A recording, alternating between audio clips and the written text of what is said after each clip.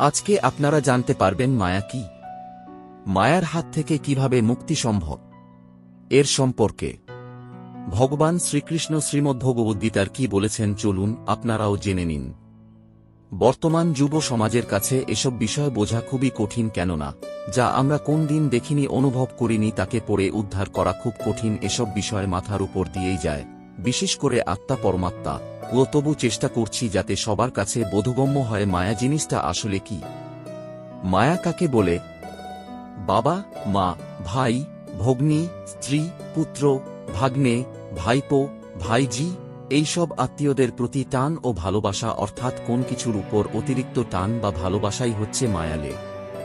ধরুন, সাপের মুখে বিষ আছে, সে যখন নিজে খায় তখন তার বিষ লাগে না, কিন্তু যখন অন্যকে খায় তখন বিষ লাগে।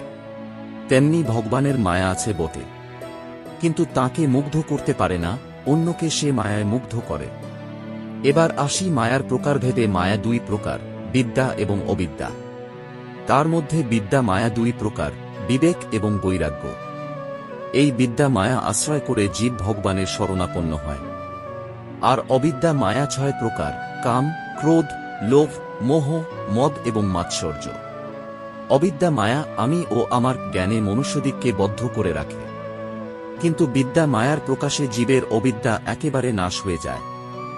যেমন যতক্ষণ জল ঘোলা থাকে ততক্ষণ চন্দ্র সূর্যের প্রতিবিম্ব তাতে ঠিক ঠিক দেখা যায় না, তেমনি মায়া অর্থাৎ আমি এবং আমার এই জ্ঞান যতক্ষণ না যায় ততক্ষণ আত্মার সাক্ষাৎকার ঠিক ঠিক হয় না। এতক্ষণে নিশ্চয় বুঝে গেছেন মায়া কি জিনিস। এবার এই মায়া পরিত্যাগ করতে হলে প্রথমে এর স্বভাব কেমন তা জানা দরকার, তবেই মায়া থেকে মুক্তি সম্ভব। মায়ার স্বভাব কেমন জানো?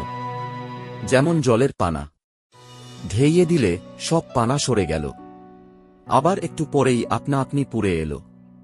পানা পুকুরে নেবে, যদি পানাকে সরিয়ে দাও আবার তখন এসে জোটে, সেই রকম মায়াকে ঠেলে দিলেও আবার মায়া এসে জোটে। মায়া কাটানোর উপায় কি? তবে যদি পানাকে সরিয়ে বাঁশ বেঁধে দেওয়া যায় তাহলে আর বাঁশ ঠেলে আসতে পারে না। তেমনি যতক্ষণ বিচার কর, সাধুসঙ্গ কর, যেন কিছুই নেই, একটু পরেই বিষয়বাসনা আবরণ করে। বিবেক, জ্ঞান, ভক্তির বেড়া দিতে পারলে আর মায়া ভিতরে ঢুকতে পারে না। সচ্চিদানন্দই সৎ চিত বিশুদ্ধ চেতনা আনন্দ কেবলমাত্র প্রকাশ থাকেন। তাহলে আপনারা আজকে জানতে পারলেন মায়া সম্পর্কে। আজকে এখানেই শেষ করলাম। ঈশ্বর আপনার মঙ্গল করুন। আপনাদের যদি এই ভিডিওটি ভালো লেগে থাকে তাহলে আপনি আপনার বন্ধু ও আপনার পরিচিত মানুষের সাথে শেয়ার করতে পারেন। আপনাকে অসংখ্য ধন্যবাদ আপনার মূল্যবান সময়টুকু আমাদের দেওয়ার জন্য। এরকম আরও ভিডিও পেতে হলে চ্যানেলটি সাবস্ক্রাইব করুন। নমস্কার, ভালো থাকবেন। জয় শ্রীকৃষ্ণ। রাধে রাধে।